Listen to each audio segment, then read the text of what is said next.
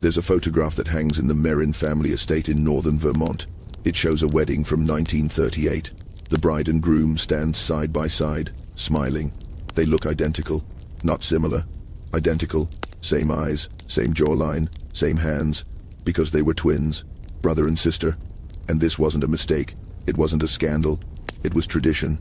For nearly 100 years, every firstborn son in the Merrin family married his twin sister. No one outside the family knew. No one inside the family questioned it. Until 1976, when one son walked into a police station and told them everything. What he revealed didn't just destroy his family. It uncovered a bloodline built on a secret so disturbing, the town tried to bury the story forever. Hello everyone. Before we start, make sure to like and subscribe to the channel, and leave a comment with where you're from and what time you're watching. That way, YouTube will keep showing you stories just like this one.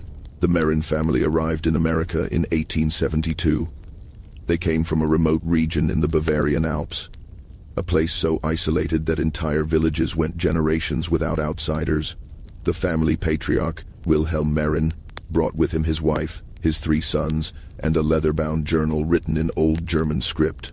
That journal, according to those who later saw fragments of it, contained genealogical records going back to the 16th century.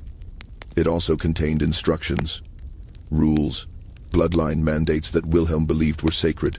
Wilhelm purchased over 200 acres of land in the Green Mountains of Vermont, far from the nearest town. He built a stone manor that resembled the fortresses of old Europe. The family was reclusive. They didn't attend church. They didn't socialize. They homeschooled their children and kept to themselves. Locals thought they were simply eccentric immigrants, clinging to old world ways. No one suspected what was happening inside those stone walls. The first marriage occurred in 1893. Wilhelm's eldest son, Friedrich, turned 21. His twin sister, Greta, turned 21 on the same day. Naturally, there was no ceremony in town. No announcement in the local paper. The wedding was held in the family's private chapel, witnessed only by immediate family. Friedrich and Greta were married by their father, who had declared himself a minister of his own faith. They consummated the marriage that night. Within a year, Greta gave birth to twins, a boy and a girl. This wasn't seen as a tragedy. It was seen as a triumph. The prophecy, as Wilhelm called it, had held true.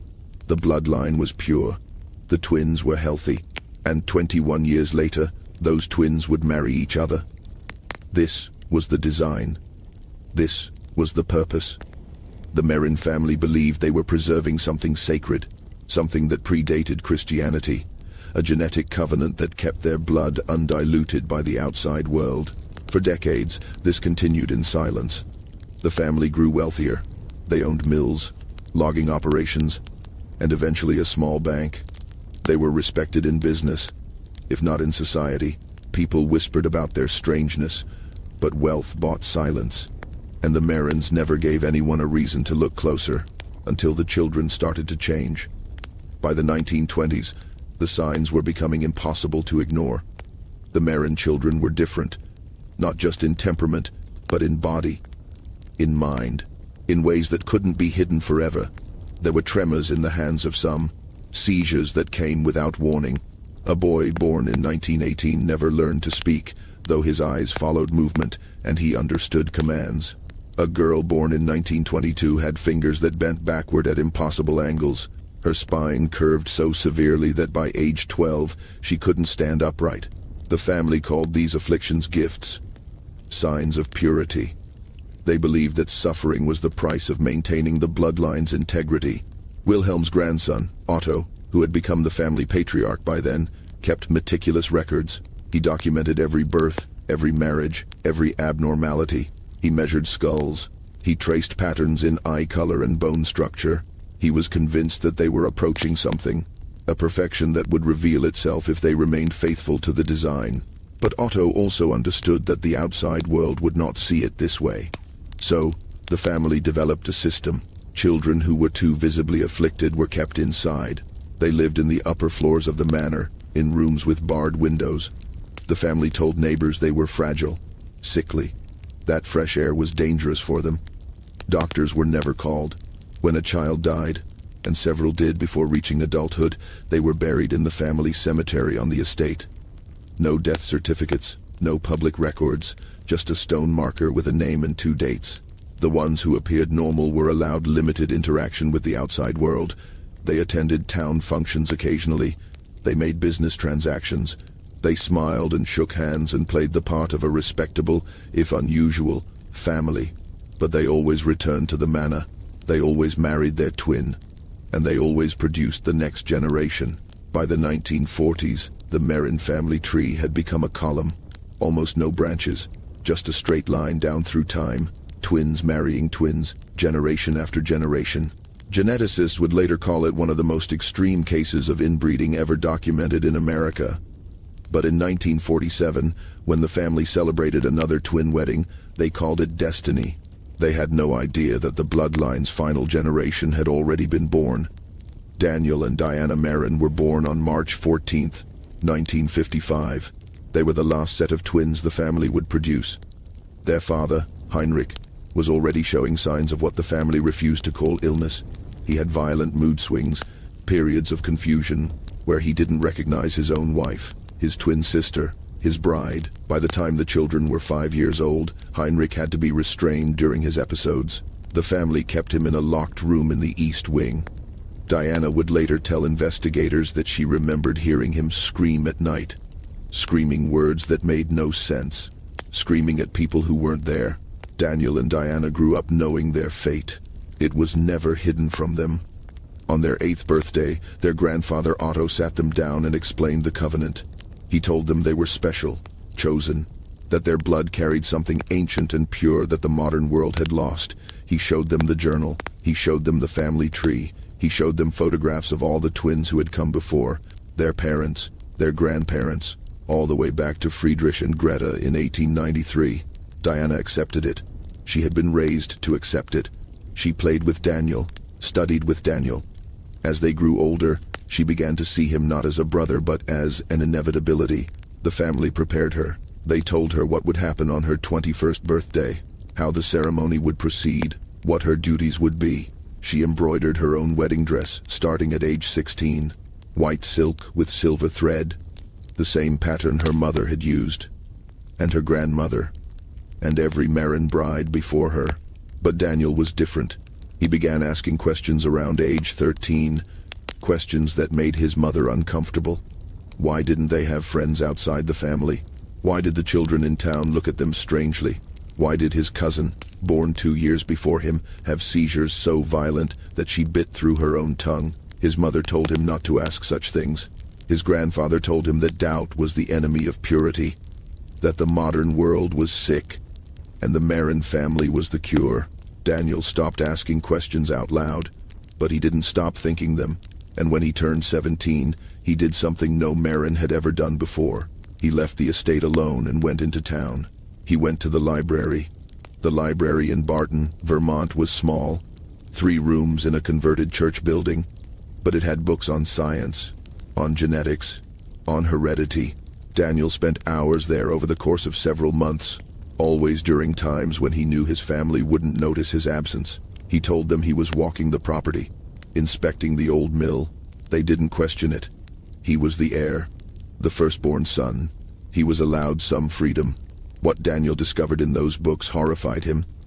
He learned what inbreeding actually did, how recessive genes compounded, how each generation increased the likelihood of genetic disorders, mental illness, physical deformities. He read about the Habsburg jaw, about the consequences of royal bloodlines that married cousins for centuries. The Merrins had gone further, much further. They had been marrying siblings for 4 generations. The genetic damage wasn't a mystery. It was a mathematical certainty. He began to see his family clearly for the first time. His father's madness wasn't divine suffering. It was the result of a collapsed gene pool. His cousin's seizures weren't signs of purity.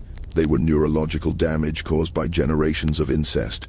Even he and Diana, who appeared relatively healthy, carried the genetic burden. If they married, if they had children, those children would almost certainly be severely disabled. Or worse. Daniel tried to talk to his grandfather. It was winter, 1972. Daniel was 17. He brought one of the books with him. He tried to explain what he had learned. Otto listened in silence. Then he stood, walked to the fireplace, and threw the book into the flames. He told Daniel that the outside world was full of lies designed to corrupt pure bloodlines, that scientists were agents of degeneracy, that the Merrin family had survived for 100 years in America precisely because they had rejected these modern poisons. Daniel realized then that nothing he said would matter. His grandfather was not ignorant. He was a true believer. The evidence didn't matter.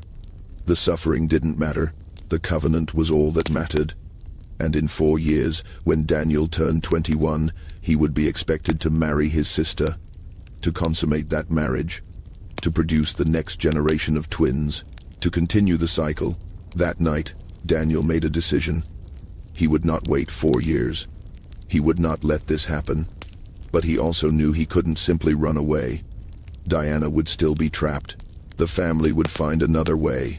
He needed to destroy the covenant entirely. Daniel began documenting everything. He found his grandfather's records, the ones Otto had kept hidden in a locked cabinet in his study. Late at night, when the house was silent, Daniel would pick the lock and photograph pages with a camera he had stolen from town. Birth records, marriage certificates that were never filed with the state, medical observations written in Otto's precise handwriting, descriptions of deformities, notes about children who had died, a girl in 1931 who lived only 3 days, a boy in 1944 who never opened his eyes. He also began talking to Diana, really talking to her, not as a future husband, but as a brother trying to save his sister. At first, she didn't want to listen. She had been conditioned her entire life to accept this fate. The family had told her it was beautiful, sacred, that she was part of something larger than herself. But Daniel was patient. He showed her the books he had hidden in his room. He explained the science slowly, carefully. He asked her to look at their father, to really look at him, to see what the family called divine, and recognize it for what it truly was. It took months, but gradually, Diana began to see. She began to understand that what the family called love was actually imprisonment. What they called purity was actually poison. And what they called destiny was actually a choice. A choice that had been made for them, but a choice they could unmake. By 1975, Daniel had a plan. He and Diana would leave together. They would go to the authorities with the documentation. They would expose what the Merrin family had been doing for a century. But there was a problem. Otto was dying. The cancer had spread through his lungs and into his bones. The family was preparing for his death, and with it, the transfer of power. Daniel would become the patriarch, and the family expected him to fulfill the covenant immediately. They moved the wedding date up. Daniel and Diana would marry in the spring of 1976, just after their 21st birthday. Whether they were ready or not. If you're still watching, you're already braver than most. Tell us in the comments what would you have done if this was your bloodline. Daniel knew they were running out of time. So on February 9th, 1976, he and Diana made their move. They left before dawn. Daniel had packed 2 bags and hidden them in the woods a quarter-mile from the estate. Diana left a note on her bed. It said only, "I'm sorry, I can't." They walked through snow to the main road and hitchhiked to Burlington. Diana had never been more than 10 miles from the estate in her entire life. She had never seen a city, never been in a crowd. Daniel held her hand the entire way. They went directly to the police station on North Winooski Avenue. Daniel carried a folder containing everything he had documented, photographs of the records, copies of the family tree, a list of children who had died and been buried without death certificates, medical descriptions written in Otto's hand that detailed suffering no child should endure. The desk sergeant didn't believe them at first. He thought they were disturbed, perhaps on drugs, but Daniel was calm, methodical. He laid out the evidence piece by piece, and slowly, the sergeant's expression changed from skepticism to horror. Within hours, investigators were dispatched to the Merrin estate. They brought a warrant. They brought social workers. They brought doctors. What they found confirmed everything Daniel had reported. The family cemetery contained graves of children who had never been registered with the state. The locked rooms in the upper floors still held evidence of the children who had been hidden there. Medical equipment that had never been inspected, restraints bolted to walls, and in Otto's study, they found the journal, the original journal that Wilhelm Merrin had brought from Bavaria in 1872. It was written in a mixture of German and Latin. Translators would later reveal that it contained not just genealogical records, but a belief system, a conviction that the Merrin bloodline descended from an ancient Bavarian cult that practiced sacred incest as a form of spiritual purification. Wilhelm hadn't invented this practice, he had inherited it, and he had brought it to America believing he could preserve it in the New World, away from the laws and judgments of modern Europe. The family members still living at the estate were taken into custody. Otto died 3 days later in a hospital bed, refusing to speak to investigators. Daniel and Diana were placed in protective custody. The story was too disturbing, too unbelievable for the local press to handle responsibly. Most newspapers ran brief mentions. A strange family, an investigation, no details. The town of Barton wanted to forget. And for decades, they succeeded. The legal proceedings were quiet, almost deliberately so. The state of Vermont charged several surviving family members with fraud, child endangerment, and failure to report deaths. But there were no charges of incest. Vermont law in 1976 had provisions against marriage between siblings, but the Merrin marriages had never been legally registered. They were ceremonial only, performed by family patriarchs who claimed religious authority they didn't legally possess. In the eyes of the state, the marriages hadn't technically occurred, which meant the law had few tools to prosecute what had actually happened. Most of the family members accepted plea deals. They were given probation, fines, psychological evaluation requirements. The estate was seized for unpaid taxes and back penalties. It was eventually sold to a development company that tore down the manor in 1981. The family cemetery was relocated to a municipal plot. The graves were marked with simple stones. No names, just numbers. Daniel and Diana tried to build normal lives. They moved to separate cities. Diana went to Boston and worked as a seamstress. She never married, never had children. She told a friend years later that she couldn't imagine being touched by anyone, that her body still felt like it belonged to a covenant she had escaped but could never fully leave behind. She died in 2003, lung cancer. She was 48 years old. Daniel moved to Portland, Maine. He changed his last name. He became a carpenter. He married a woman named Sarah in 1984, and they had one daughter.